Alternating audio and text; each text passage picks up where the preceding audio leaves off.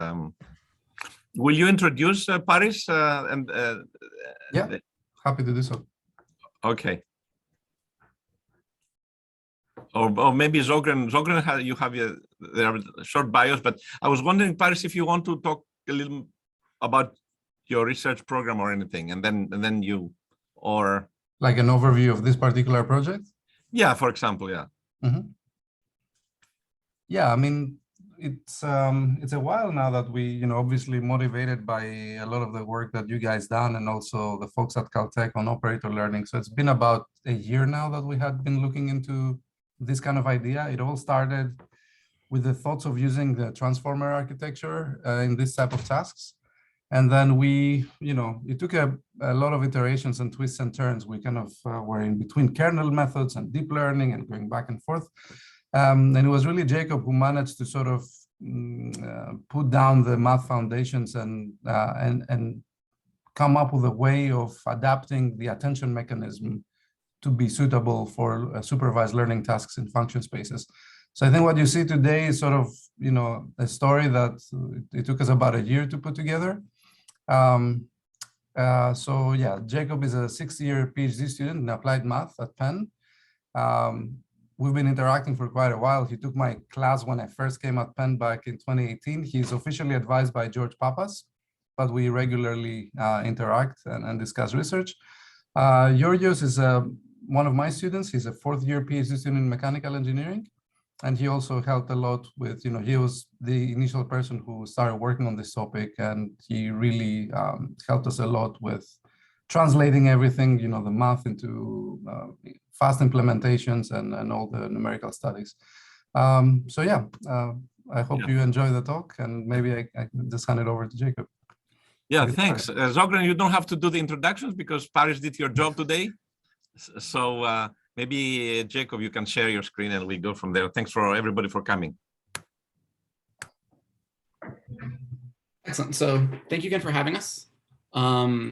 This is going to be the story of our new operator learning architecture, which in part is, as Paris mentioned, inspired a lot by the work that you guys have done. Some of this everyone might be familiar with, but to tell the whole story, we're going to kind of start from the beginning to try to motivate everything well. And please feel free to interrupt. Any questions, comments, if anything is not clear, please interrupt. So the starting point is, machine learning and of supervised regression tasks. And the typical example for something like this is we'll have some input data, which here we'll call X, in some finite dimensional vector space. We'll have some output, either labels or response values of this input data, which will be in some other finite dimensional vector space.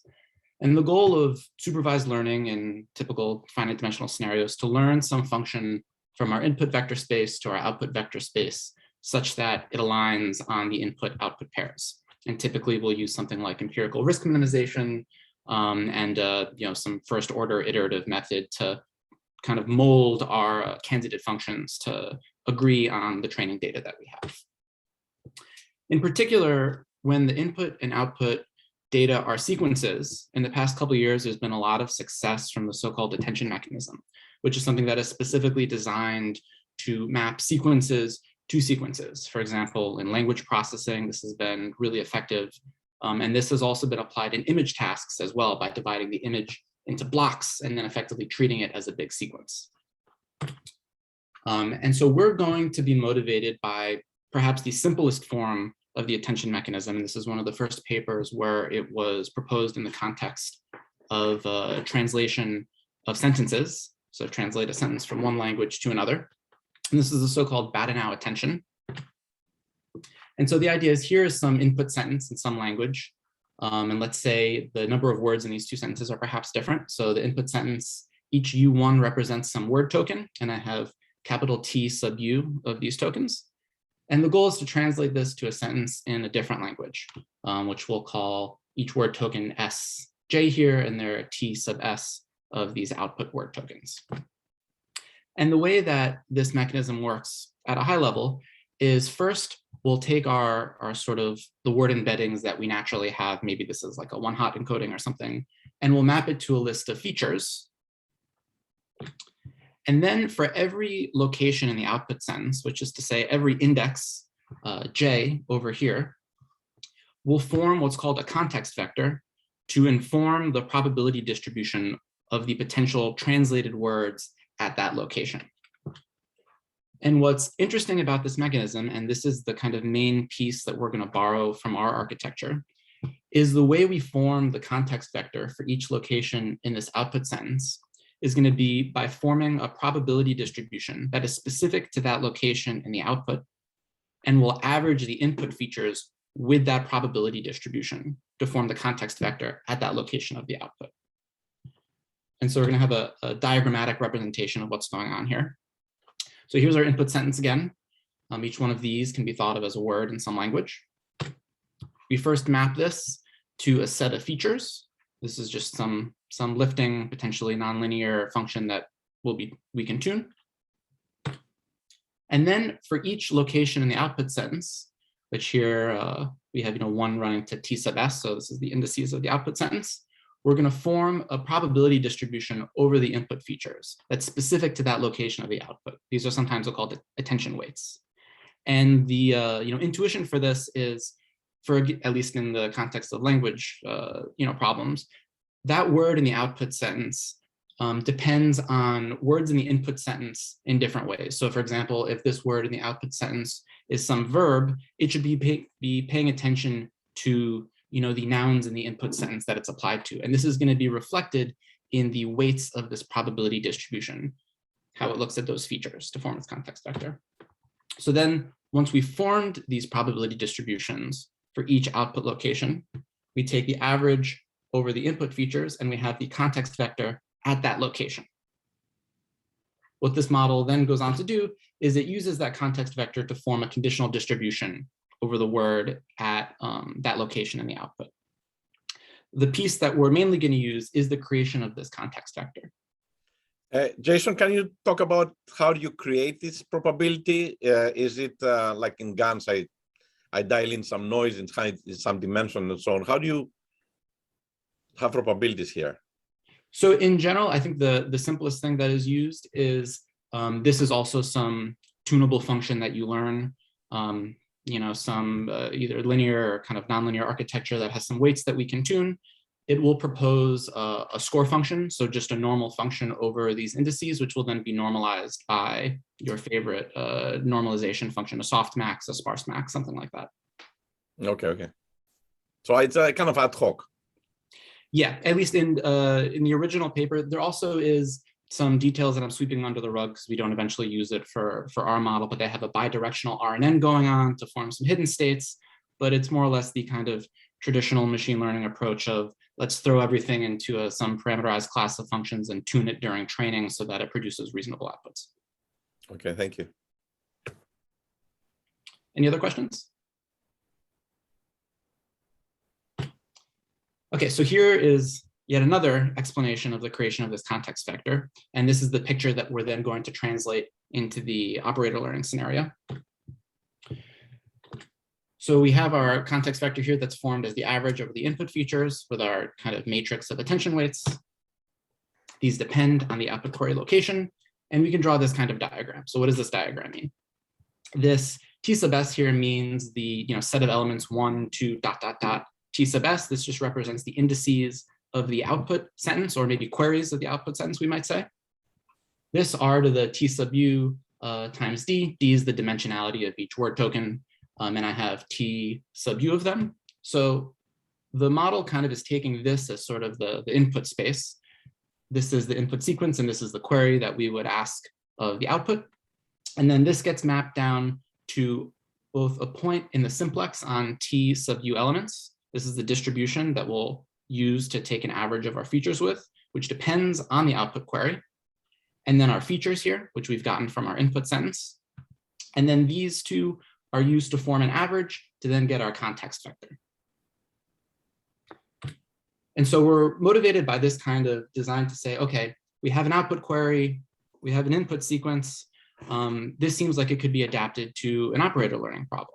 Why don't I make this a space of queries that I would want to know about an output function? Why don't I make this some kind of input function and I can do the same thing? So this is exactly what we're going to do. First, I'm going to take a moment to set up some notation and formally introduce the supervised operator learning problem, which again might be familiar to many of you, but for the sake of completeness, we will go through it. So we'll consider our input functions. They'll always be called U, and they'll be from some domain calligraphic X to R to the D sub U. So these are vector valued input functions. The domain of these functions is in a space R to the D sub X. So generally the Ds are the dimensionalities of these spaces, and their subscripts represent the variable that they're attached to. So the arguments of our input function live in R to the dx. We'll often restrict ourselves to some compact subset of that space to make things a little bit easier. And they'll be vector valued, and the dimension of the output of these functions is in R to the du. And we'll often refer to the argument of the input function as an input function location. On the other side of the problem, we have the functional responses from this input data, which we'll always refer to as S for solution, kind of in the context of perhaps PDE things. And they'll take as an argument a lowercase y in the subset calligraphic y of R to the dy, trying to be consistent here. And these are also potentially vector valued. The function S takes values in R to the D sub S. And we'll call the argument to the output function often a query or a query location, kind of thinking in the back of our heads, the discussion that we had about querying points in the output for the attention mechanism. But equivalently, this is we could call it an output function location. It's the argument for the solution function. We'll use some of these terms interchangeably. Most often we'll use the word query. And formally, we can now state the supervised operator learning problem. This is totally analogous to the classical finite dimensional scenario that was on the first slide. We'll have a data set of n pairs of input and output functions, U's and S's. And our goal is to learn some kind of operator that maps the input function to the output function. We're going to use empirical risk minimization. We're going to come up with an architecture that has some parameters that we can tune with some first order optimization method. It's all fairly standard. What are some examples of why we would want to be doing this in the first place? Two very simple ones are, let's say we have an ODE with a control input. So our control input is a function U. Perhaps it's of the state space of this system. Perhaps it's just of time. In the context of optimal control, this would correspond to a closed loop or an open loop control problem. And we would want to learn the mapping from that forcing term or control input of the ODE to its corresponding solution trajectory. Similarly, we can do the same thing with PDEs. We'll have U be some initial condition, some boundary condition, whatever you like. And again, the goal is to learn the correspondence between this sort of functional parameter of the system to its solution operator. And of course, there are lots of methods to solve both of these problems. This isn't a new problem that's never been solved before. And there's a lot of classical work that's gone into both the theory and the practice of numerical integrators for these kinds of solutions. But the motivation for applying operator learning to this problem is if we can get very fast surrogates, then maybe we can use the solutions of these systems in a pipeline where otherwise the cost of repeatedly integrating them is prohibitive to get a solution in a reasonable time. And yes, this would rely on good training of the surrogate itself. And kind of throwing everything else into the black box of the third point, it could be a more black box relation. So we don't necessarily have a governing equation for the input and output correspondence. We don't necessarily know if one exists, but we'll try to fit some operator that shows us this correspondence in a more black box way. So finally, we can introduce the architecture that is inspired by the Bahdanau attention mechanism by just trying to do things more or less analogously when we start putting functions everywhere. And so the idea will be, we'll map our input function to a set of features. We'll say that there are n features, each of which is dimension ds. Notice that this ds is the same as the dimension of the output function. And what we'll do is, depending on where we want to learn, where we want to evaluate the output function, at what query we want to prod the output function and say, what is your value here? We'll form a different probability distribution that will take over these features. And that will give us, in comparison to the Bahdanau mechanism, this is just the context vector. And for us, we'll take the context vector actually as the answer of the output function at that query location. So sort of the simplest thing that we possibly could do in the context of this sort of architecture. And so diagrammatically, it would look something like this. So we have our output query set here. You'll recall that in the language case, this was just a set of indices of the output location, but now of the set of indices for the output sentence. But now our output sentence is a function, so it has potentially a continuum of potential queries. This is our input function, kind of an analogy with the input sentence. And we'll do something similar where each point y in calligraphic y will be mapped to a probability distribution. Here, because we're talking about vector valued output functions, we're going to have ds copies of the simplex on n elements here. Our input function is going to be mapped to a list of features, and then we're going to take an average kind of row-wise here, one for each dimension of the output function, which is why we have n by ds features for the input function part. Jason, I have a question here. So the true operator, deep operators have a branch in a trunk, just like a human neuron, not like the Caltech. So not fixed trunk. So what do you do with the trunk? Because I think you're talking about the branch, right? So in analogy to the deep bownet architecture, the trunk will be this kind of averaging mechanism that we'll also add some more structure to later. So this is the trunk, the lower one is the trunk and the upper one is the branch. So this is both of them at the same time in the way that we represented it here. So you can think of the function phi here as the trunk and the v as the branch. Okay, but in the branch you actually input this, or you can input the top one where you have the average, the context vector. The context vector is sort of the combination of both the branch and the trunk, but where we combine them with an averaging operation, because the trunk network itself is a probability distribution. Oh, I see. And then what happens to the labels?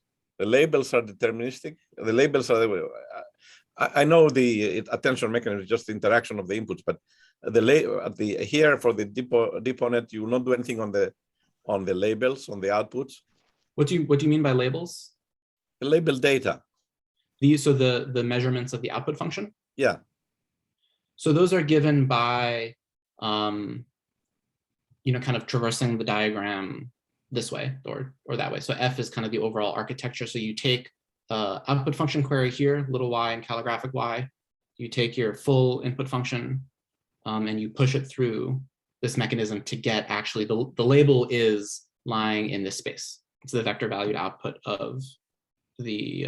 So you don't touch the labels. You don't do anything. You just work with the inputs on the attention mechanism.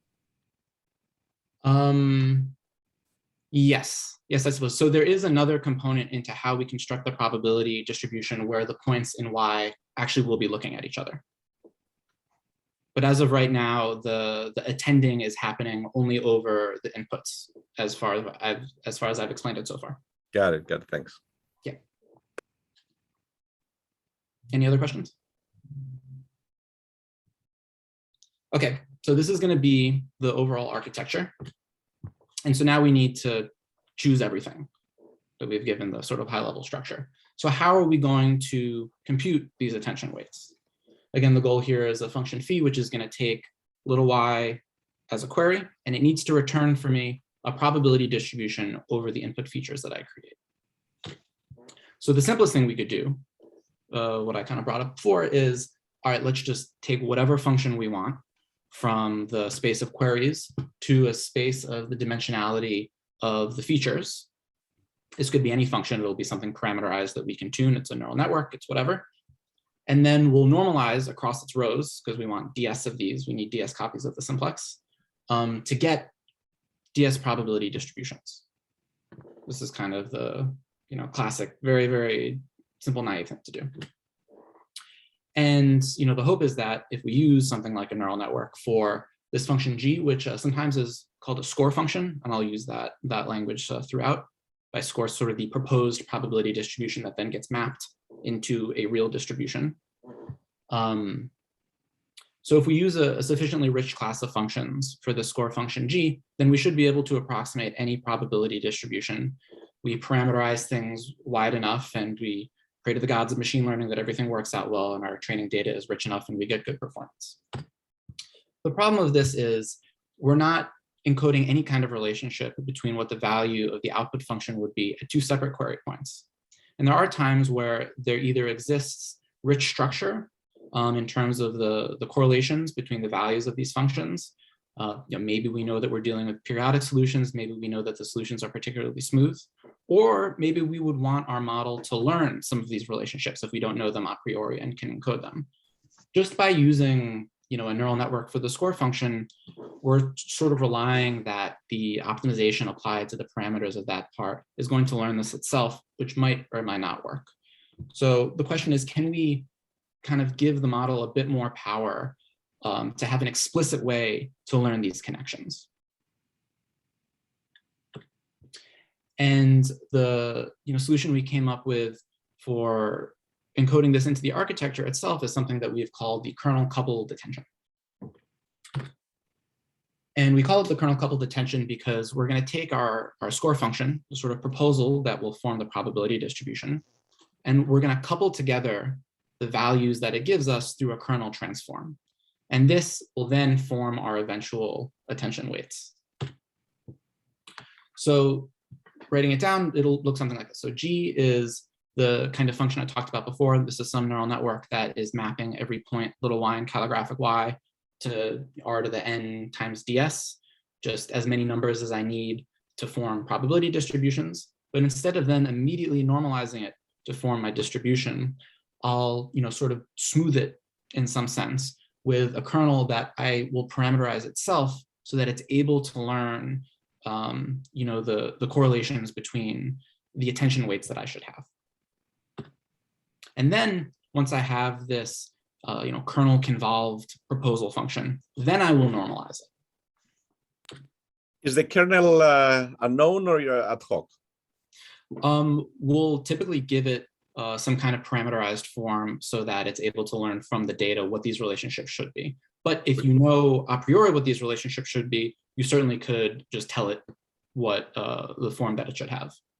So, we could think of some particular examples. If I know that my solutions are very, very smooth, maybe I would want this to be some Gaussian kernel with a large bandwidth. On the other hand, if I know that the solutions are very rough, I wouldn't want to do that. I would want it to have a tiny bandwidth, or maybe I don't want to do this at all. If it's periodic, I could use a periodic kernel, and so on and so forth. But so the idea here is that we're coupling the values of the attention weights at different locations through this kernel. And this is giving the model an explicit way to control how similar the value of the output function at different locations are.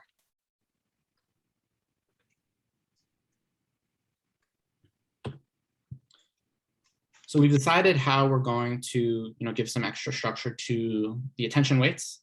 And now we need to choose our feature encoder.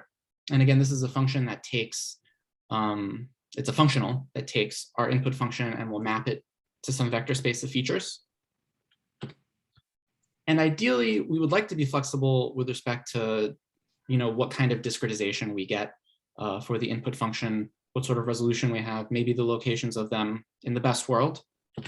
So one idea for getting this kind of architecture would be, let's take our input function and in some sort of nice semi-discretization invariant way, we'll map it to some finite set of features through a discretization operator that is easily evaluated on the input function.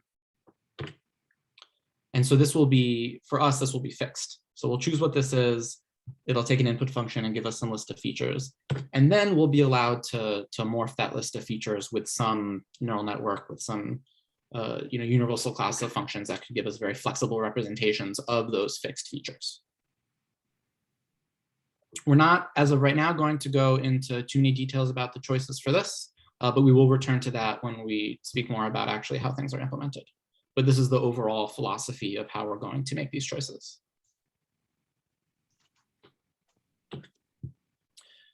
So here is a diagrammatic overview of the architecture as a whole. So here we're imagining, some problem where I have two, scalar vector fields over the Earth, and I want to predict one from the other. So on the input side, I will map. Whoops. There we go. I'll take this input function and I'll map it to some, fixed set of features, which will then get pushed through some flexible class of functions to get a warped set of features. And then on the query side, for a single point, let's say I want to know the value here at Y2, somewhere in Vancouver, I'll have my proposal attention weights for that, but then it will look at the attention weights of other places along the Earth and take this integral transform to sort of couple all of these together, which will then give me the true value of my attention weights corresponding to Y2, here represented kind of as a sort of discrete probability distribution. And then I'll use this to average the features and get my proposed solution for the output function at location Y. And if you want to see it in a single equation, it would look something like this. So we have the proposed score function coupling the normalization and our features here. And I'm using this Hadamard product to try to be general for the vector value case where we just have things going on row-wise for ds number of rows. So we've formulated our architecture, of course. It's nice to have some sort of statement of how powerful is this? Can we approximate any continuous operator that we would be interested in? And as some of you have very nicely revived, this is often the case of this kind of research of something happens 20, 30 years ago, everyone forgets about it, and all of a sudden we realize it was a really good idea. Our starting point is also this theorem of Chen and Chen, which gives us a way to investigate when architectures like this are going to be universal, and to talk about their denseness in a space of operators. And so the theorem of Chen and Chen applies to architectures that looks like this, and it's a generalization through the depot network that we have our kind of branch component, we have our trunk component here. This is ultimately going to represent some kind of basis of the image of our operator, and this is going to represent some coefficients along that basis. And this is sufficiently powerful if we can make any function like this and any function like this, but we'll parameterize those with neural networks and have that be sufficiently powerful to get whatever continuous functional that we would need. So this is going to be the starting point for our kind of delve into universality properties of our model as well. And what we're going to do is we're going to take our model and kind of step by step connect it back to the Chen and Chen architecture. So starting with the kind of vectorized form of the branch and the trunk kind of thing here, we can get to LOCA, name of our model, in 2 steps. The first thing that we'll do is we'll normalize these functions here. The way that we'll end up proving it is a bit crude. We're just going to add a lot of extra stuff and normalize it, but we're going to see that this doesn't destroy any approximation power of this form of the model. So we're not losing anything by demanding that these sort of row-wise form a probability distribution. That's the first step. The second step is we've done this weird kind of kernel coupling step, and we want to ensure that we're not losing any approximation power by doing that either, because we're not just using any arbitrary, it's not some universal class of functions necessarily. We want to prove that actually we retain the universality properties by doing this integral transform. And so we examine these steps one at a time. The first is that normalization is not going to mess anything up. We're able to prove this. Again, the technique is a bit crude, but it does work. So if we have the branch trunk architecture, and we know that these functions here, if I add them all up, then I effectively get the vector of 1s always as a constant function, and all of the values of these over the set Y are between 0 and 1. So this is consistent with interpreting it as being a map into ds copies of the simplex. We don't lose anything. Potentially, we need more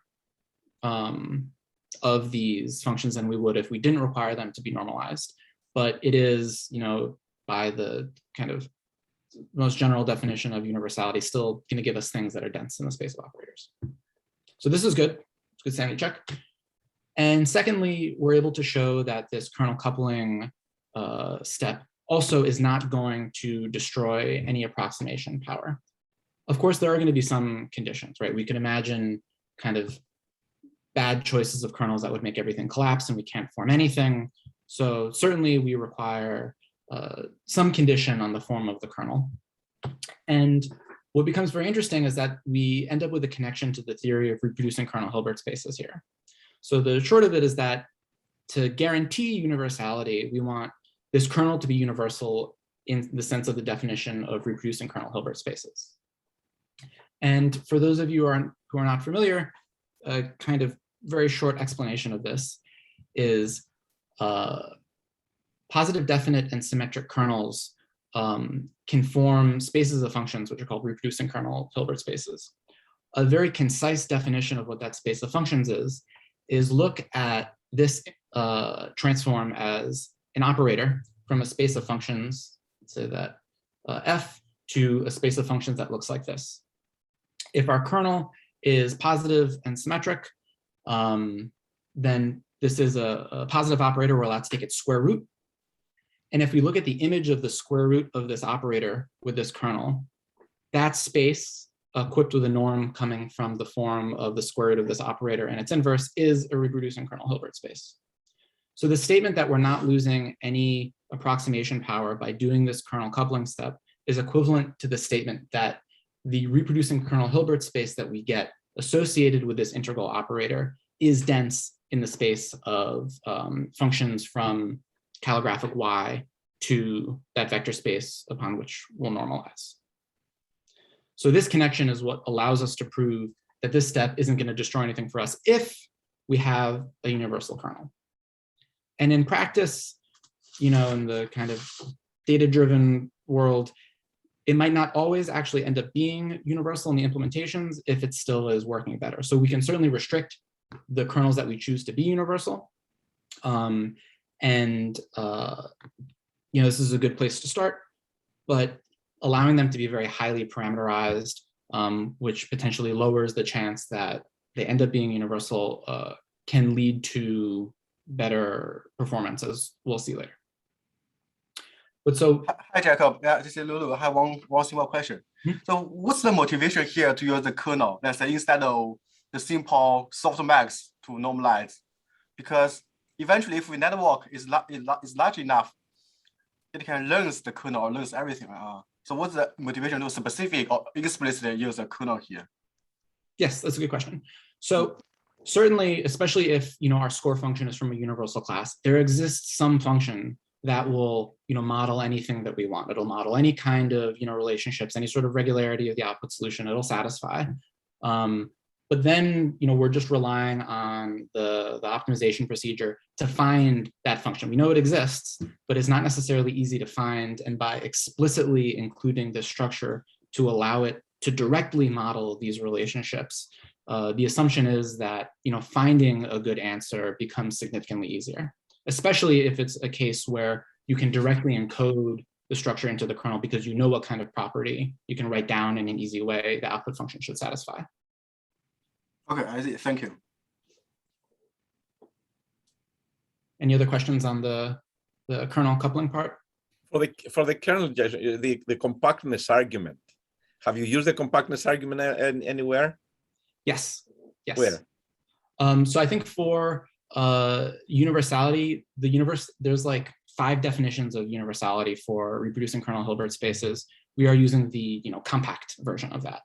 And in general, throughout all of the results we're giving, we are using compact assumptions everywhere. So calligraphic X is compact, calligraphic Y is compact.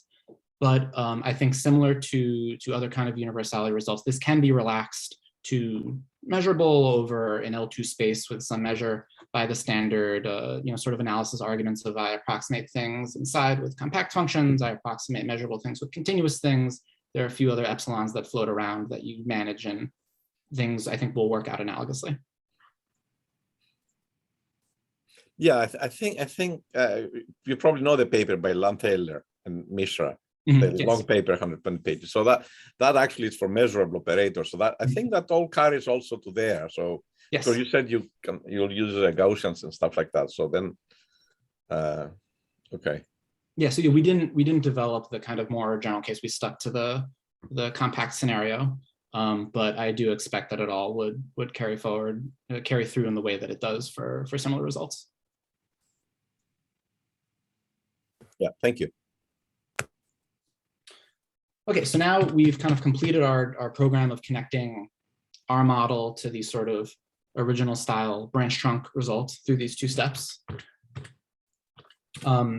Now implementation wise, we've kind of kept the discussion of discretizations to a minimum, but we actually need to be able to do this integral.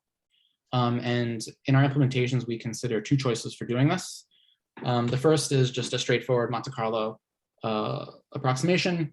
The nice thing about this way of doing it is that if I want to evaluate a set of, let's say, P query locations at once, I can sort of use all of them for each other, and I form a big kernel matrix in the typical way. This is actually how the model was sort of first, come up with, and in a lot of Georgios's experiments, is that it was sort of formulated in this kind of kernel matrix, attention-looking averaging way. And we realized that actually what we're effectively doing are discrete approximations of this integral coupling step. And so this is kind of the most straightforward way to do it.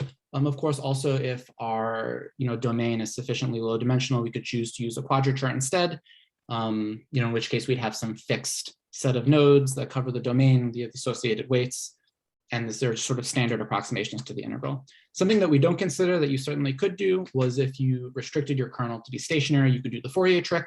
This is fast. It's very nice. It has its own, I guess, approximation properties, but we have not investigated that at all, but it certainly is a viable option if you would want to try. So lastly, we've kind of not really talked about the feature encoding too much, how we're going to implement the architecture that is going to take our input function and return us a list of features in some vector space. But we said we wanted the first part to be some kind of fixed discretization. So the first thing you could think of is let's take some spectral projection onto some set of basis functions. We'll fix them perhaps according to the things we know about the problem. And then we'll take those coefficients and we'll push them through some universal class of functions. And so the question is, can we approximate any functional from our input space to this vector space with this kind of architecture? And the answer is yes, of course, under some assumptions, mainly that we require uniform convergence of the spectral representation of the input function, assuming everything is compact and very nice. This isn't that crazy, but sort of, we expect this kind of architecture, I think, to work. And this is, kind of confirming that it is the case. The proof is very nice. So one of our collaborators, Leo, was able to help us out with this. However, we found that in practice, doing the spectral sort of encoding doesn't necessarily always give the best results. So, you could, if you project onto trigonometric polynomials, this is effectively, taking Fourier coefficients, you could project onto wavelets maybe and have a wavelet representation, which is known to have some nice properties.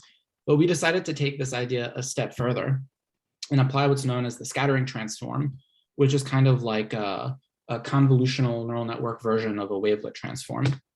This was introduced by John Bruno and Stefan Malott, I guess at the beginning of last decade. And the idea is we take some other wavelet and we can consider, as usual with wavelet transforms, dilations, translations, and rotations of this wavelet.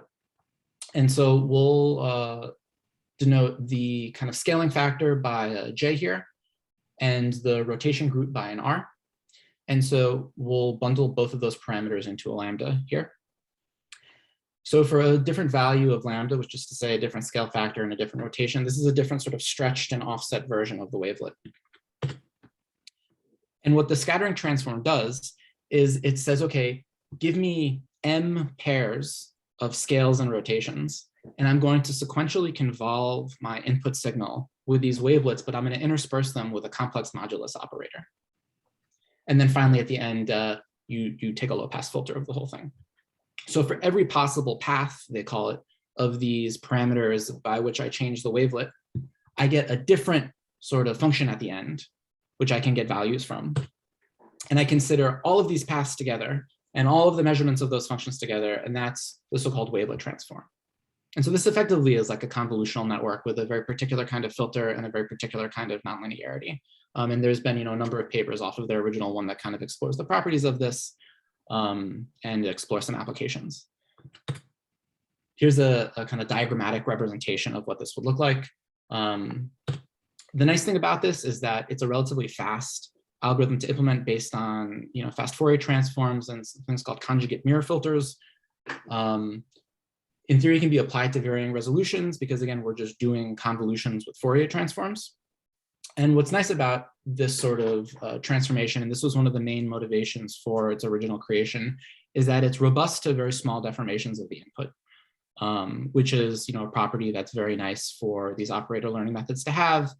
We're going to get noisy data all the time, and we want to make sure that our input representations aren't necessarily totally thrown off by very, very tiny perturbations, unless, of course, we're dealing with something that is sensitive to those, in which case this would probably not be your architecture of choice. But what we find is that this works really, really well in practice on the experiments. The one downside to using this architecture is that the universality result we have in the style of that spectral feature encoder very much will not apply to this wavelet transform.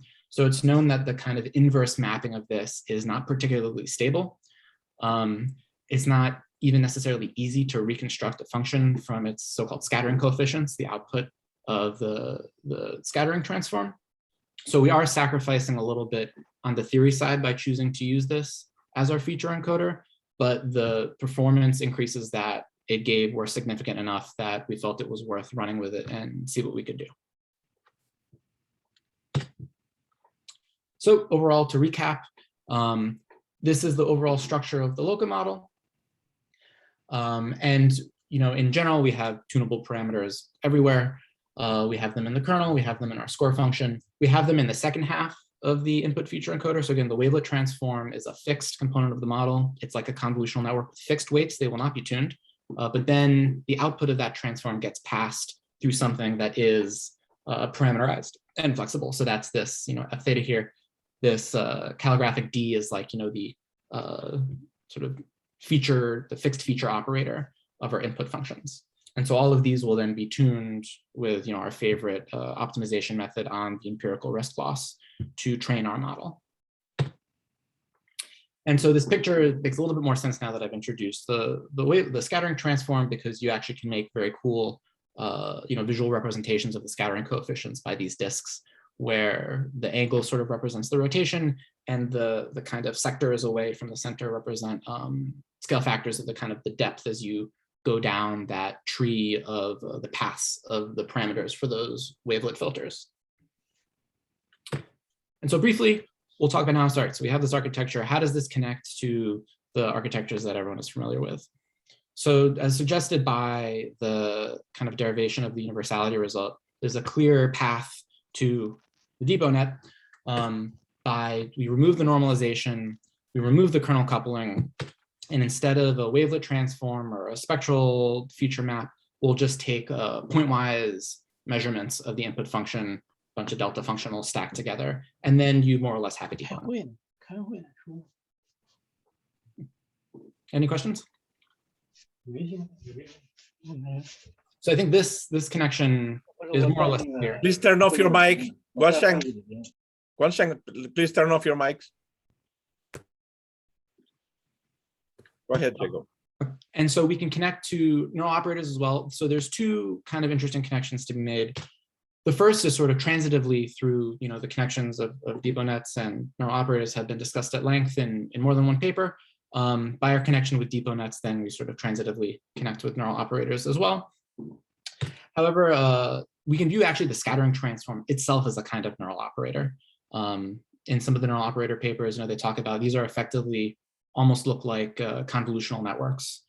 And so because we're taking a layered sequence of convolutions with wavelet filters and a nonlinearity, which is given by the complex modulus, the scattering transform itself is kind of like a collection of stacked neural operators with very particular kernels and nonlinearities, which is an interesting connection. So that's another way that a piece of the model can be viewed as a neural operator.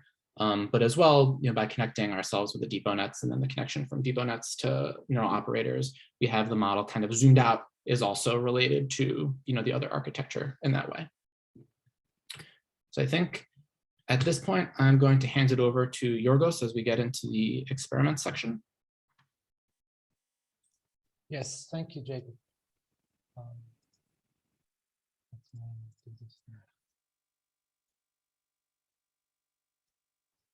So yes, right. So we'll talk about how to construct the experiments, how we construct the experiments, what choices do we made for the models that we will compare, what benchmark do we use in general, under which kind of, umbrella of properties we're trying to compare these three models, right?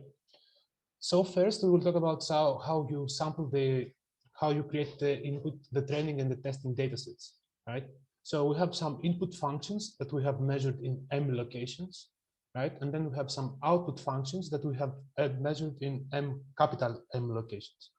Out of the measurements in the capital M locations, we will choose P of those to use during training in the loss function, right? So in the next sections, we will talk about percentage of labeled data. And by this, we will mean this P over M, right? So if let's say we have 1,000 overall available labels in the output function, and let's say we choose 100, then this would be like 10%. At some points, we will not have like exact percentages, so we'll round it up to the nearest half integer, right? So let's talk about first the Fourier neural operator setup, right?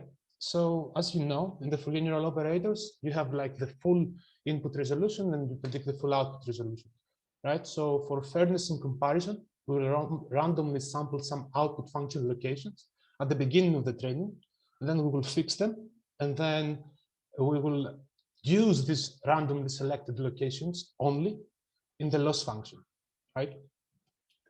Okay, then next is the LOCA setup. So the LOCA is constructed by the parts that Jacob explained. So we will use like wherever is the dimensionality is small, like 2 dimensions, let's say, we will use mostly quadrature integration. We will choose these parameters for the scattering transform, right? So it seems like a lot of things floating around here, but pretty much rule of thumb is if you have like deformations or asymmetries, choose large L. L is the rotations of the wavelet scattering filter, right? If you have like multiple scales, choose large J.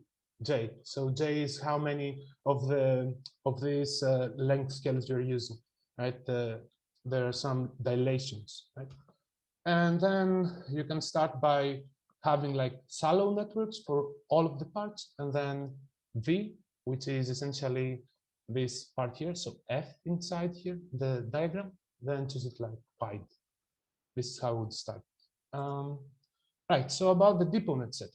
So for the DeepNet setup, we mostly follow your research paper in the FIR data comparison, right? So we will use feature expansion for the TrackNet, also for the BranchNet. So for the implementation, we will follow like splitting the branch and the track network. So if let's say you have two outputs, right? And you have 100 neurons, output neurons, you will split it to 50-50, and then you will perform the DeepNet and get like 2 outputs, right? And we will do that by the algorithm. So it's case 2 in the paper, right? In this section. And then we will use to make the algorithm fast, we will remove the redundancies in the branch and the track, exactly how you do in case 3, right? So we will also apply output normalization, right? So now the difference is that we want to see how this method performs in the case where you have a small number of labeled data. So in this case, it's not, it's not effective to use a POD DeepNet, right? Because you have a very small amount of output labels, right? So because of that, because you explained that the variance scaling is effective for POD DeepNet and for high initialization in ReLU activations. So in all experience I have done, I've seen that the gel activations and the Gloron normal initialization performs the best out of all examples, right? So yeah, so this is the setup of the depot that we will use, right? And then this is pretty much the architecture for this example. And then the training iterations, the number of the samples of input and output functions for both training and testing, how many measurements you have in the input function, how many measurements of the output function, all of that will be the same as the local method, right? Okay, so another thing that we consider in making the comparisons is the number of trainable parameters, which is actually, it's one metric that you can essentially use when having, making comparisons between models, right, trainable models. So what we have done is that we chose the network parameters for all methods to be, pretty much the same, close, or at least comparable, right? So across all benchmarks. Okay, so the next step is we want to talk about the computational complexity of the proposed method, the local method. So in the local method, the most expensive operation is this kernel coupling attention operation, right? So let's say that we have only one query location, right? So when we have only one query location and we want to compute this kernel, right, which is an RBF kernel, we need to perform, let's say, we are taking like the quadrature integration. So we need to perform like for k, y, z. So one output location which has, so p equals 1 and q equals q, big Q. So we have like two operations of that. And then if you want to compute the other kernel, z comma z, have q squared computations. But the thing is that we can reuse computations. So we can essentially lower the complexity for both the quadrature integration and the Monte Carlo integration. So for the case that the output domain is low dimensional, so 2D, let's say, or 1D, the quadrature integration is preferable if you have like a small number of quadrature points, right? But when you go to higher dimensions, then maybe the Monte Carlo integration is preferable. So it depends on the user most of the times. Okay, so now we will talk about the training whole clock time, right? So we talk about what's the complexity, the computational complexity of the local method, and then we perform the fast implementation of the DeepNet, and all of that result to pretty much very similar computational times, right? So the computational time here is measured in minutes, and everything is implemented in a single NVIDIA RTX 6000 GPU. Right.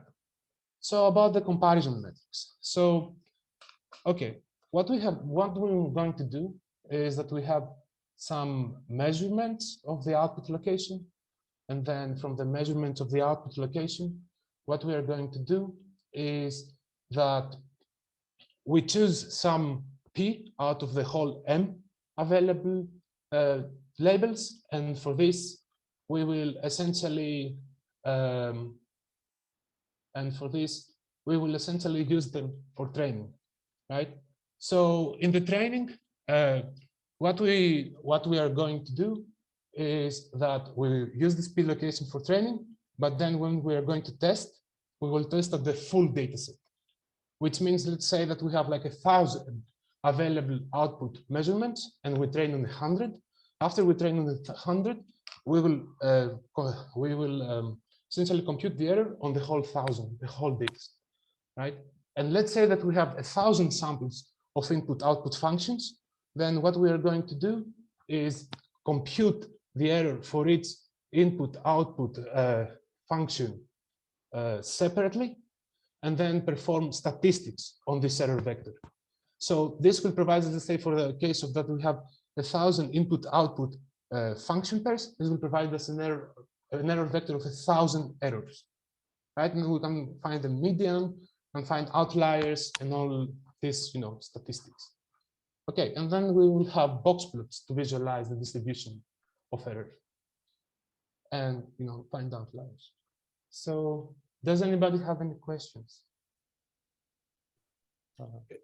George, it was complicated Yes. the way you describe it. Are you doing something different than the ordinary?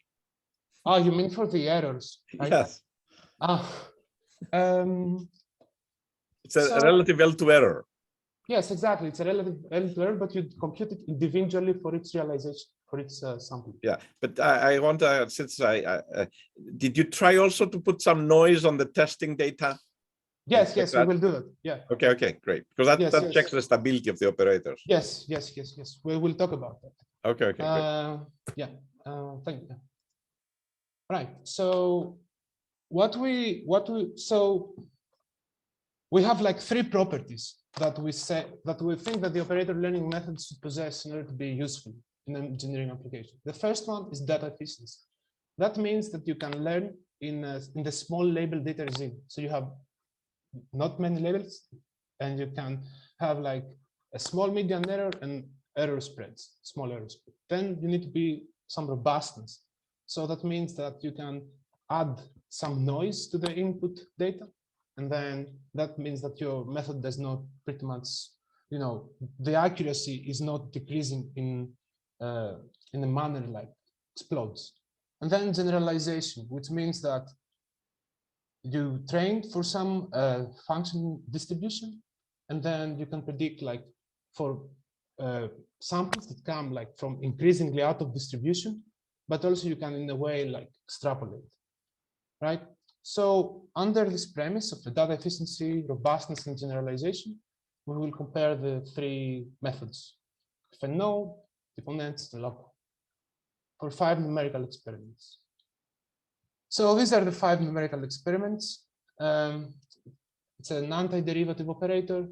It's a Darcy flow, and something that's called mechanical MNIST, which the MNIST digits, but they make it like non-homogeneous block materials. And then the shallow water equations, hyperbolic system of equations. And then it will be like a climate modeling example, which is, there is no operator, right? It's a black box operator learning. You don't know the connection between these two scalar fields, right? So yeah, these are the benchmarks that we will use to evaluate the above properties. Okay, so let's start with data efficiency, right?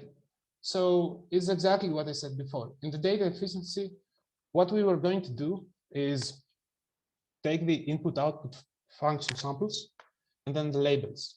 Start from some small percentage of label data during training, and then increase each time the percentage of the available label used during training, right? And then we will see how its method performs as you provide more labels, right? So in this case, we also want to see also if there is a presence of outliers and how pronounced, right? And then we will run the same example, the example of we'll take the Darcy flow and then like decrease the input-output function samples and the label percentage, and try running the local method without the kernel coupled attention. So without this integral operator or with the integral operator, and see how this operation essentially help us model things in the load label data regime. Okay, for this example, we will use like Darcy flow, which is pretty standard benchmark in all of these operator learning and engineering applications for machine learning. It's like a square domain, 0, 1, 0, 1, with a 0 delete boundary conditions left and right, Neumann conditions top and bottom, right? And then you have like a forcing term, which is this f of x function. And then you have like permeability, which is sampled from a Gaussian random field, you can see here. So we'll have like 1,000 input-output function samples for training and 1,000 input-output function samples for testing on 32 by 32 grid. So, and pretty much our goal is to learn the permeability, a map between the permeability and the pressure. That's pretty much the idea. And here you see some visualization, some samples like the input sample, that's a prediction, the ground truth, the absolute error for three different input output function samples, just for visualization purposes, right? So now this is exactly what I explained before, right? Start with 1.5% of data, then 3% of data, 6% of data, up to 100% of data, right? So this means essentially that we take like these M available labels, so the whole available labels from the output function, and then pretty much subsample 1%, 3%, 6%, and so on and so forth, right? And then we train using this amount of labels and then test on the full resolution. So on the 32 by 32, pretty much. Yes, you can see all methods start with a lot of outliers and then increasingly reach a plateau from a point onward, right? So that means that pretty much after a point, the label data that they have is sufficient to reach a plateau in resolution, right? And you see that the local method is essentially has like a very low median error. The spread of errors is also concentrated, which is pretty good, right? Starting from some very small percentage of label data. Okay, so now let's see the effect of the kernel coupling, right? So to do that, we take like 1.5% of the label data and decrease the input-output function samples from 1,000 to 200, and run the simulation, right, with and without this integral operator. And as you can see, if you don't have this integral operator, the method becomes unstable.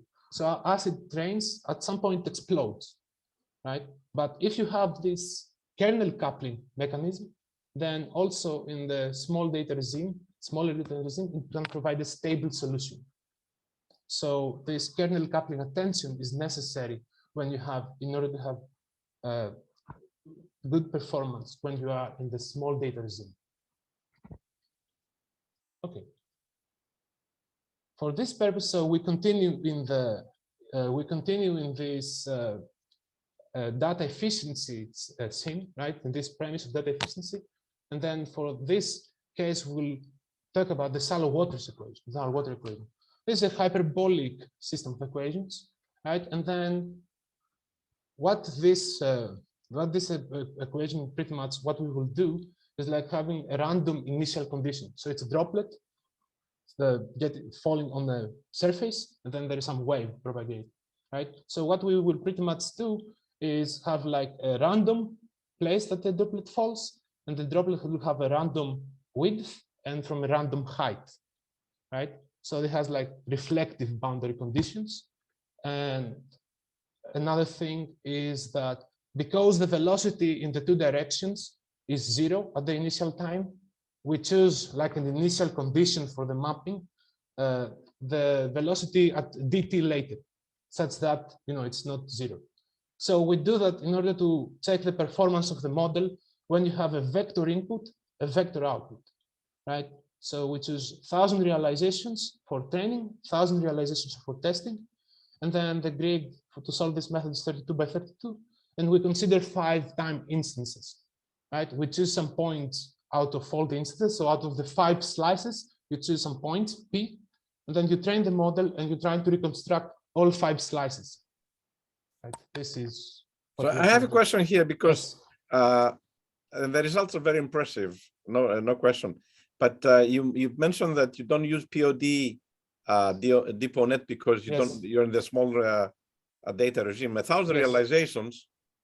I can make an elephant dance with 1,000 realizations. It's a lot. It's not a small data regime. Oh no. Okay, so that's a good question.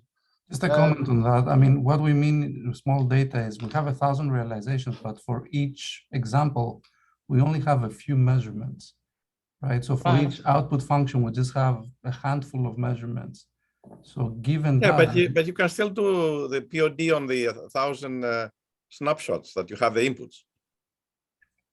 No, you mean for the input functions or the output functions? POD? The inputs. The input we do trunk. the wavelet scattering, which we found No, that. but that's what I'm saying. In the input, we put the POD modes or the Koopman. We can put Koopman. Wait, so if I understand correctly, the POD is done on the trunk network, right? Right. So the trunk network, you have like a very small number of labels, right? So let's say your Y, if you have in your output function 1,000 points. In the previous problems, how many you had? Because I remember in the paper we did POD for that. Maybe Lulu, you remind me because Yes, you did POD for that, but this is what I think they are talking about the let's say on left region, 1.5%. That would be that's small. Oh yeah. yes. So this is here. This is 2.5%. The next will be like 6 or 7%, right? And then it will be 4%. It's very I see. I get it. Thank you. Yes. So this is how the shallow water equations look like, pretty much 2 snapshots, right? So it's like predicted, baseline, absolute error, and then the initial condition. This is one initial condition, so the droplet, right? So that falls. And this is the height. So this R represents the rho, represents the height out of the surface, right? And then V1, V2 are the horizontal and vertical, let's say, axis, the velocity. And then this is how this wave propagates, right? As you can see, the error is concentrated on the reflective boundaries. This is expected. Yes. So for the data efficiency part, again, so you have like 3 parameters, rho, V1, V2, right? And then in the 2%, 2.5% data Z, we predict like the error vectors and then take the statistics of that. And as you can see, the local method is like the median error is very concentrated and also low, right? Okay, so the next thing is robustness. So robustness is pretty much how well you can do. Oh, sorry, excuse me. Yes, just to clarify, for the point, each dot here is one prediction, not one simulation. And I mean, not one training, right? It's one specific prediction for one function. So each dot in the figure. It's you mean the dot this? Yes. Yes. This is yes, exactly. This is so. What this means is this is the worst case out of the 1,000 input-output function samples. Your worst case scenario. The error for the worst case scenario. Yes, in the data, in the testing data at full resolution. Okay, so robustness. Robustness is pretty much what happens when you have noise in the input function, right? So in order to do that, we will have like 3 noise scenarios that we consider. One is clean training, clean testing, right? Standard. We will call that clean to clean. The other will be clean training and test on noisy data, right? Clean to noise. And the third one will be noisy to noise, right? So these are 3 scenarios of noise, let's say, that we will consider, right? So, and then we will consider another metric. And this metric will be essentially what is the percentage increase of the mean error, right? So out of the 1,000, let's say, realization that we have before, we take the mean error in the clean scenario and the mean error in the clean noisy scenario. And then we measure what's the percentage increase between the clean and the clean noisy, right? And then if this is large, we will say that it's more or less, it's less robust, and so on and so forth. So also the robustness obviously is the presence of outliers, right? So if there are many outliers or less outliers. So because this measures is a quantification of your worst case scenario. Okay, we will use 7% of the available input-output function measurements as an variable. And then when we are going to corrupt the data, we'll use a Gaussian noise sampled from this distribution. And now we will talk what is the benchmark that we will use for this example, right? For assessing robustness. So the benchmark that we will use is something that's called the mechanical lemnist, and it was introduced in this paper here. And this is like having the lemnist data, translate them to heterogeneous block material, right? The compressible neo-Hookean model that describes it. And then pretty much there are many different benchmarks, like we are going to use the equibiaxial extension. So you extend everything, like you apply some deformation, right? So some displacement, left, right, top, and bottom, the same displacement, right? And then you apply the displacement, and then you measure so we will have some initial time displacement. We start from some initial displacement, and what we're trying to model is to learn is the map between some initial displacement and some later displacement, right? And then the mechanical lemnist dataset consists of 60,000 training digits, and then 10,000 testing digits, right? It's in a 28 by 28 grid. So this is a tricky problem because depending on the brightness of the lemnist digit, the Young's modulus change. So for example, for a black pixel, the Young's modulus is very, very small. For a very light pixel, the Young's modulus is very high. That means that there are pixels inside this lemnist dataset that have 2 orders of magnitude different Young modulus, right?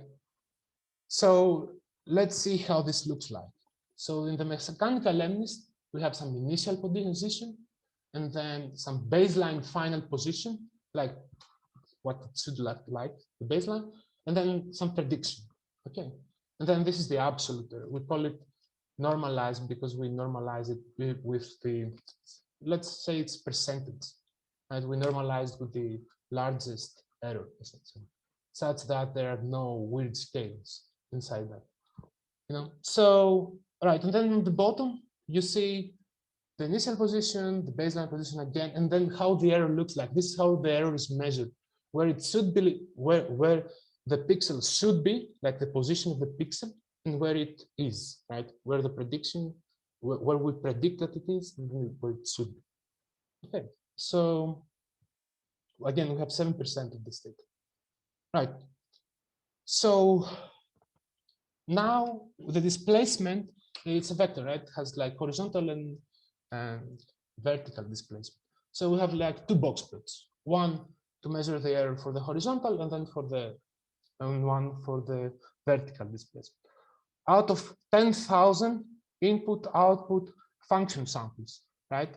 So we have a digit, we predict the displacement, and then check how well we do, right? So these are box plots constructed by 10,000 essentially errors. Okay, so clean to clean. In the clean to clean, the lock method and the DeepNet are pretty much have very similar performance, right? The FNO has much better performance, but then you add some noise and the FNO explodes, right?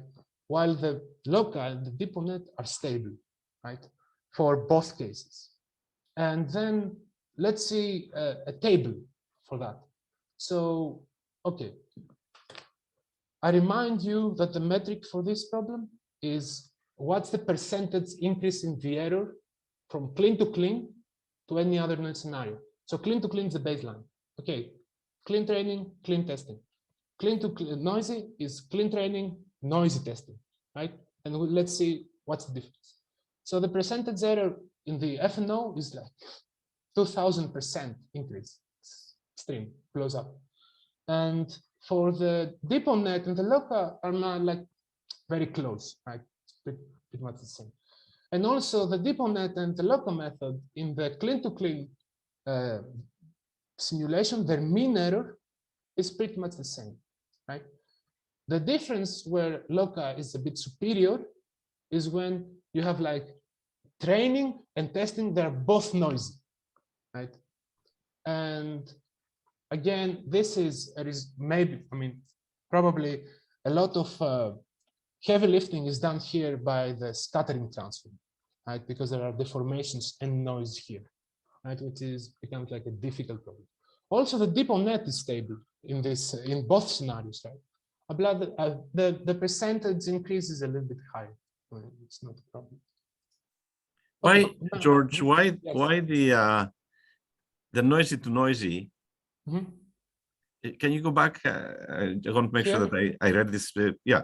So the noisy to noisy. Why the FNO? How do you explain that the FNO is good? Oh, right.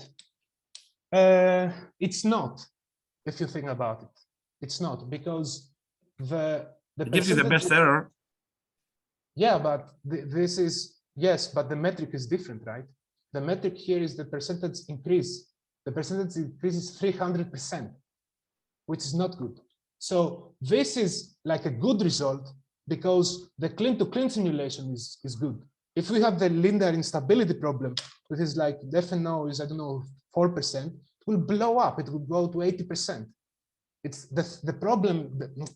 It looks like a good result because the initial error is good.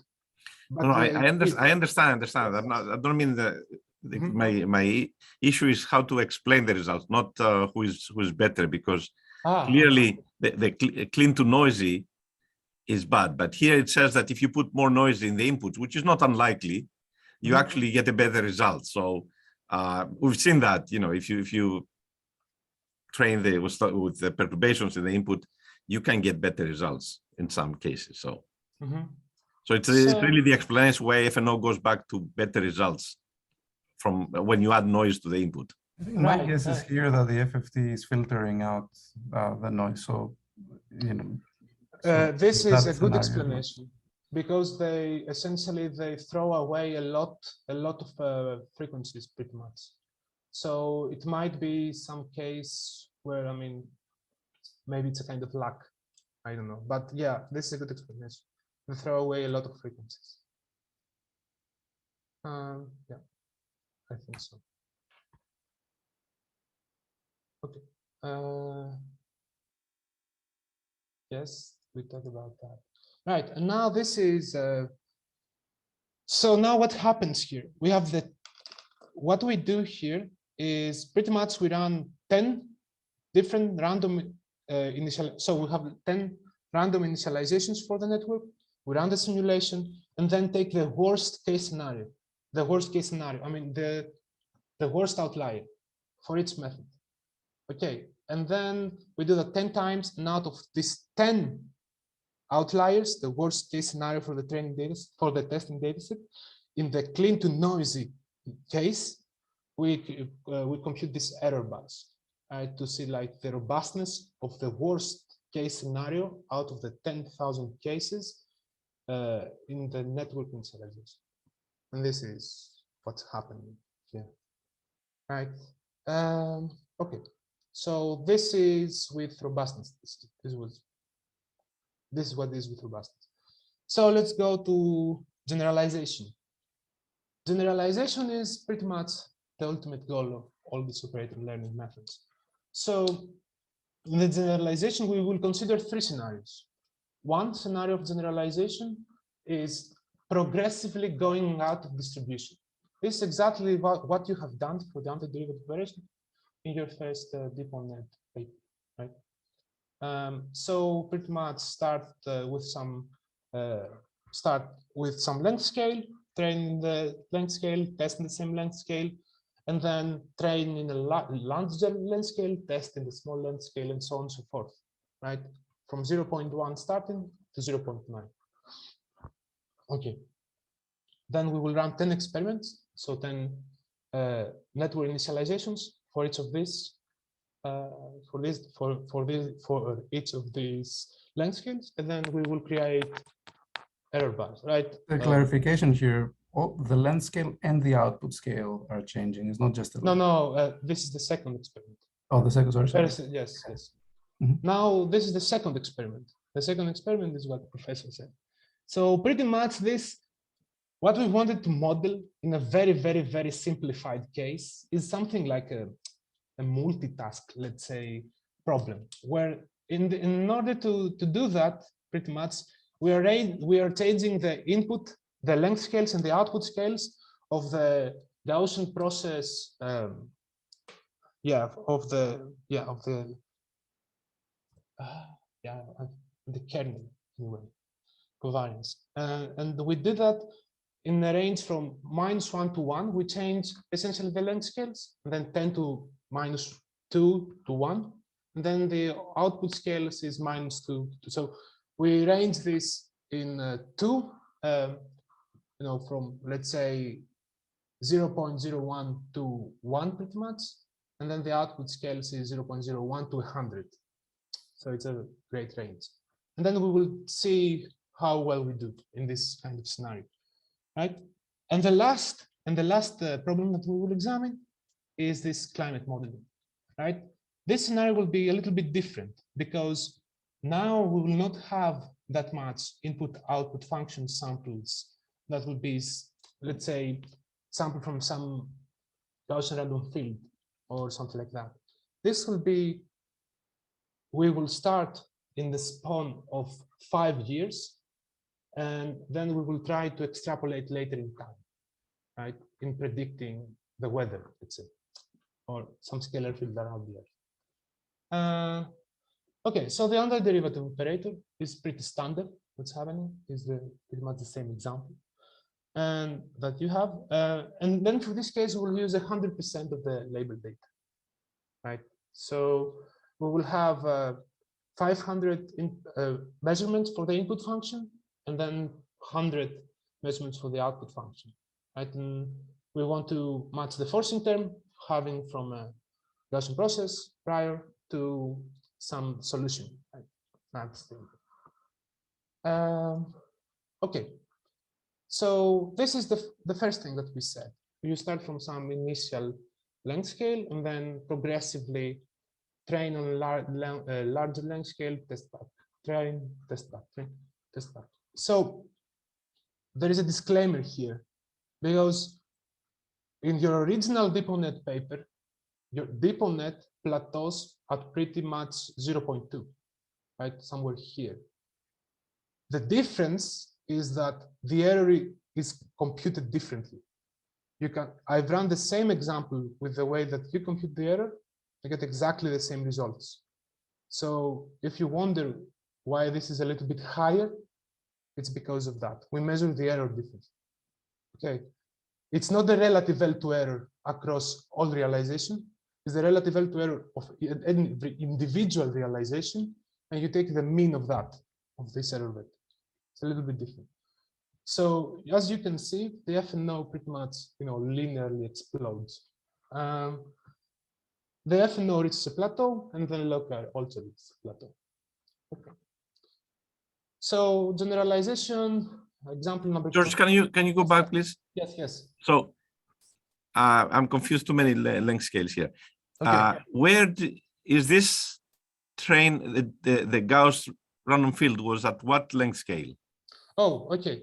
So we start with 0.1 and reach 0.9. For it, so it's 0.1. Oh, I see. So you sweep across L.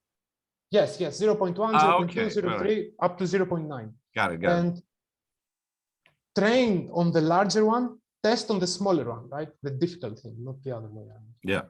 Okay. Yes. Yes. So generalization test number 2. So in this, you have multiple length and output scales. This is what's happening. And for this length scales, so you sample forcing terms, right, with this Gaussian process prior, with different length scales, different output scales, and then solve the problem. You find the output function, and then you train on that, right? And this is, you train for 1,000 input-output function samples, you test on 1,000. This is the idea. And you can see what's happening here on the bottom. Log is stable.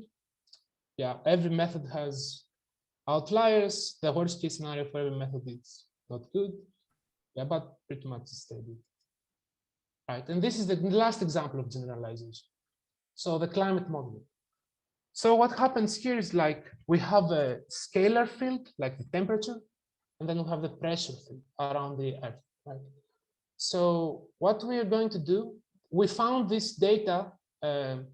These are like a collection of satellite and some other sources of data that they have put together, and they have like a span of data from 1940 something to 2010, I think. It's it's from some national agency or something. And then what we do is that we take 5 years from 2000 to 2005. So this is daily measurements, right, of temperature. 4 measurements per day, averaged, and then you get 1 measurement of the surface temperature of the Earth, right, this color.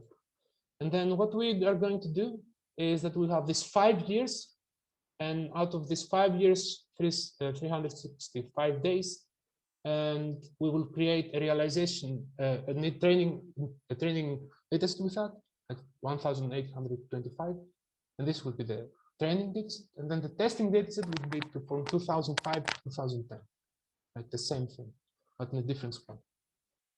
And then we will try to match the temperature to the pressure. That's the idea. And yeah, it's a black box operator learning. There is no relation between these two things that I know. And this is how it looks like train is air temperature, air pressure, predicted, baseline, and this is the absolute error, right? Yes, so this is how it looks like. And then this is the results of generalization. Okay, so again, what I want to say is that for this problem, there is a huge difference between so you can include essentially this periodicity of Earth, right, in the branch net, right? And you can have this feature expansion that you propose. And this makes an amazing difference. You start from 5% mean error and go to 0.8%, something like that. Did you do that? Did you do that for DeepNet? Yes. It's super cool. I mean, but here you don't show the results. Yeah, this is the results for DeepNet, the blue thing. Okay, but I see the outliers. Yes, this is this is the median error, which is very small. And then you have some outliers. Yeah, but out of nearly 2,000 input-output training samples, right? Function samples. But yeah, so this kind of the feature expansion to branch net makes the median error or the mean error, I mean whatever method you're using, it makes it much smaller. So if you want to solve something like that, it's super effective. But George, I remember your timings, and for this problem, I was surprised to see that Loca is faster. What's the magic? Yes. No. Is it only at UPenn that happens, or it happens in every university? No. Okay, so this is a good question. I think that this is a matter of implementation, to be honest. And I'm not saying that. Okay, so how this thing is implemented is that you add, essentially, you have a lot of feature expansions, right? The number of features are 10, 15 or something like that. Okay, so when I implement that in a vectorized way in the branch net, in order to multiply one query location with the whole, let's say, the whole input function, right? I do some flattening, and because the feature expansion is, you have a lot of features, and then you have a lot of weights, and this gets flattened. There is some decrease in performance. That's why. I mean, there maybe is a smarter way to do that, but this way is somehow a bit flexible because you can change you can have different number of P's, right? So you can have the different number of output samples. But if I have the fixed number of output samples, maybe you can overcome this difficulty. DeepNet is the fastest, to be honest. But yeah, this is why it happens. It's an implementation issue that I couldn't overcome because I wanted the flexibility. Thank you for giving us some hope, George. No, really, I mean it. It's very fast. What? Okay, so the discussion, yeah. So we presented this architecture, novel architecture, which has this averaging procedure, right? So the operator learning method is constructed by averaging a feature embedding on an input function. And then you have like, you do that with a probability that depends on the query locations in the output function, right? This is done using something that's called kernel coupled attention, which is a new mechanism that we propose to essentially couple these core functions in the output query locations, right? So for all these things, we provided some universality guarantees, and then we assess the performance of the method based on some, the premise of robustness, data efficiency, and generalization. And to show that we achieve state-of-the-art results. Future work. So future work, we would like to extend this method pretty much to, to overcome some limitations that it has, and maybe generalize it to different topologies, and also speed this up because this KCA mechanism it's expensive. And we can do some approximation of the attention mechanism in the kernel coupling, random features, something like that. And then we need to obviously test this method to large scale problem, different problems in different areas of engineering. This is the start, right? And then we need to obviously see if this thing works for different applications in different areas. That's the idea. Yes, thank you. This is the paper if you want to read it. If you have any questions, please let me know. I will try to answer them. Thank you very much. Yeah, thank you both. You guys did a great job, superb job, both presentations, and the results are excellent. I envy the results. So I already asked all my questions. Usually I ask my questions during so I'm annoying everyone, but now other people can ask questions. Hi, this is Ting Wei from Brown. Can I ask you a general question? Yes. Thank you for the very interesting talk. And do you have some intuitive explanation about how why this kind of wavelet transformation plus the kernel method can improve the training process, and what kind of questions can benefit from this type of architectures? Okay, so this is a good question. I would say that, so this wavelet scattering is very efficient so the wavelet scattering was created to find texture in images. So they found out that for some particular distributions, let's say Gaussian distributions or something like that, the convolutional neural networks are not very efficient in extracting features. And then they created this scattering transformation, which is super efficient in some particular cases. Okay, so I would say that the intuition behind that is that the scattering transform, in my understanding, is very efficient for some particular types of input functions. For other type of input functions, it might be not that efficient. But I think that this is, why this happens. I think to add on to that, in general, my understanding is wavelets are good for things with multi-scale features. And the scattering transform is kind of like an extension of the wavelet transform that has slightly better properties with respect to small deformations, but it's particularly good at capturing these multi-scale features. It's really good for things like edges. Wavelets are known to be good for that. So it's probably the main reason that it's particularly good as a feature extractor for problems where that's present. If you don't have those kinds of features, then you might not necessarily get, it might not be as necessary to get good performance of including that component in the model. I see. Thank you. And another question is, if I have some knowledge about the model, so if I know there are some invariants in the model and some preserved quantity in the model, then can I use that kind of knowledge and add those knowledge in the architecture and combine with those wavelet and kernel architecture? That's a very good question. I would guess so. The scattering transform does have good properties with respect to translations. It was also part of its motivation of how they came up with it. We haven't thought about this too much, but there might be a clever way to use certain choices of kernels to perhaps encode some, to conserve quantity. And haven't thought about it too much, but it's possible that component of the model, I mean, as it is what allows you to control the relationships between different points of the output. So if you can describe anything in those terms and you can express your prior knowledge in terms of where you expect parts of the output function to be similar, the kernel could definitely handle that. Okay, I see. Thank you. Okay, it's kind of a follow-on question. So I'm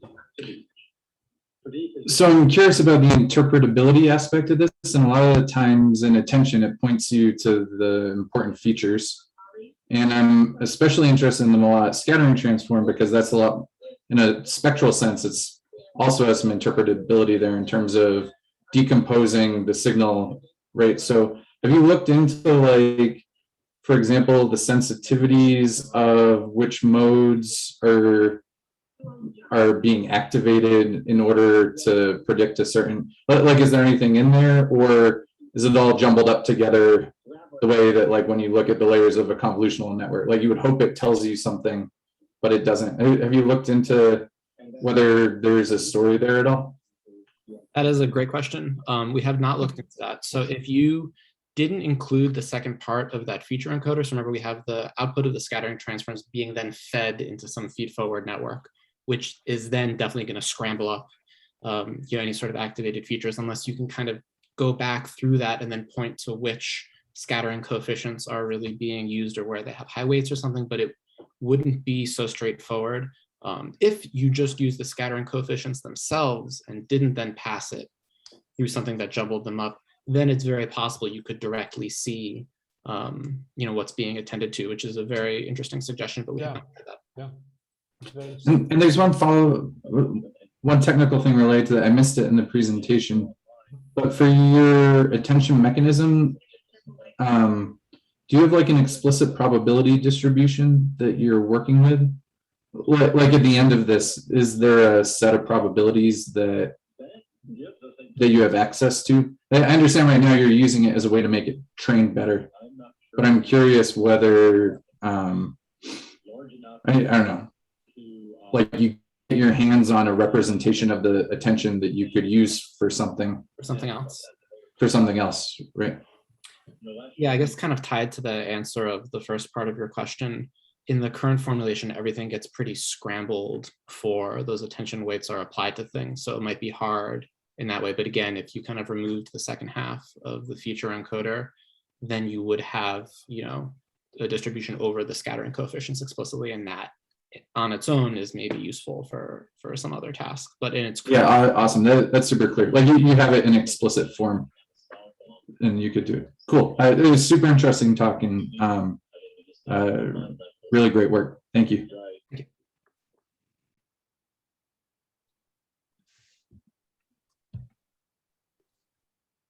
Yeah, I see Matthias. You have a question? You raise your hand. Oh yes, in fact I raised it intentionally.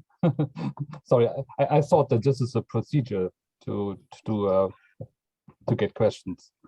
First thanks for this very impressive talk, and in fact I had the same thoughts, as Ting Wei about conserved quantities. And I mean, you presented a very good example, the shallow water equations. You know that there's a conservation of energy and impulse. So you even have an Hamiltonian. So this would be a quite good benchmark for this idea. And also I got the impression that you are using model order reduction techniques. So at least there's the option to use it for getting a more effective representation of the operator kernel, let's say it. I think Georg, he mentioned that some POD approaches, which is just one example of model order reduction. I just want to point out that there's a subclass of model order reduction that is so-called structure preserving. Yeah, and if you select a procedure out of this subclass, then you can conserve these quantities. Yeah, thank you. I think that I think that the model of, maybe I confused you, but the model order reduction is something that is used in depot nets, and they increase the performance by a lot. We don't use any model order reduction, so no POD or something like that. But you mentioned the efficiency, and so you can, I mean, you can first generate samples to reduce your model. And then in the second phase, you can use the reduced model, the surrogate model, for the next for the learning, for the second phase learning. Okay, I see. Okay, interesting. Okay, just an idea. Yeah. Thank you. Okay. A follow-up comment on the conservation. I mean, yeah. So there's no guarantees that the predicted outputs will, conserve any quantities, or they would even satisfy, the underlying PDE that's generated the data. And we've seen that before also with depot nets, with all those of purely data-driven techniques that, maybe the predictions are accurate, but if you plug them into the equation and see if there are any quantities conserved or if the equation itself is satisfied, it's highly likely that it won't be the case. So maybe the easy way out, if you want to encourage that, of course, ideally you want to build it into the architecture, but that may not be entirely straightforward. But you could also, in a soft manner, during training, you can have penalty constraints as additional terms in the loss function to sort of promote certain things to be conserved or satisfied. So that tends to work, and we've had some success doing that. Yeah, that's exactly what I was attempting at. So of course you should not force the conservation, but you should formulate this as some penalty, some loss function. Yeah, this is exactly along the spirit of physics-informed neural networks. Basically, you can play the same trick in this setting as well. Thanks very much for There's one question for you guys, because you have a lot more experience applying those tools to problems. Like, what would be some challenging benchmarks to try next? What are the open challenges that currently it's hard to address? And we can talk offline, Paris, but there's lots of problems that we have done where there's challenges. For example, if you look at phase fields, for example, microstructure is challenging. Microstructure dendritic with dendrites and so on. That's really challenging. It will work here, I think, because of the correlated inputs and so on. It will work well. The thing that you want to compare also is we use a lot of autoencoders. We have another paper where we use autoencoders and encoders, decoders. Then you can learn latent space. Another problem you may want to look at is the Darcy problems that Caltech's set up is not good. So you have to look at the effect of boundary conditions. So in our paper, in 16 benchmarks, we changed the Darcy problem to have complex geometries, and then the effect comes from the boundaries. If you look at those problems, they're more interesting that in their case, they map the conductivity to the flow, that's to the pressure. I think that's kind of easy actually, and but the other Darcy problem we have is, but you will do. I'm not saying you're not going to do well. You're going to do well, in fact, for the microstructure. But that's and then the last one we had a problem of Darcy problem with 100 dimensions. I don't know if you've seen that. 100 dimensions. That's a problem we showed to DARPA. 100 dimensions in the input of the conductivity. So basically, you have an uncertain conductivity in 100 dimensions, and we solve it only with 10 points, 10 points on the pressure and 10 points on the conductivity. Although you have in the 100-dimensional space, there's a little trick there with the functional priors and so on. But there's the method that you have good, the idea is excellent. So there's no question that I'm just hopeful that I will beat Georgios on that. Georgios.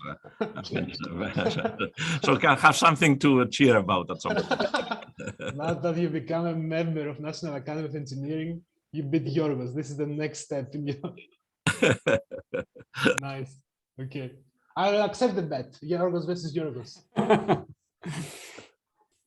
All right. right, but before everyone leaves, I want, there's one thing I want to mention, that George has recently been elected to the National Academy of Engineering. He's one of the 111 new members elected this year. And George was elected in recognition of his contribution to engineering for computational tools, from high accuracy algorithm to machine learning, and applications to complex flows, stochastic processes, and macrofluidics. So today at Brown, we're celebrating this achievement of his. So everyone is welcome to join us on the third floor of 170 Hope Street. So George, you want to say something, anything about that? All right, so if you're around, please join us. We have some cakes and food. All right, so this is for... I want to say that the work is done by the students, always the students. As you know, that we have no hierarchy in the group. Everybody is equal, from student to postdoc to everyone else. And so that's why everybody calls me George. So I would like to stay like that. Right, so if you're around, please join us. We have some food and cake. And so this is for this week's Crown Seminar. Everyone has a good weekend. See you. Thanks for having us. Thank you very much.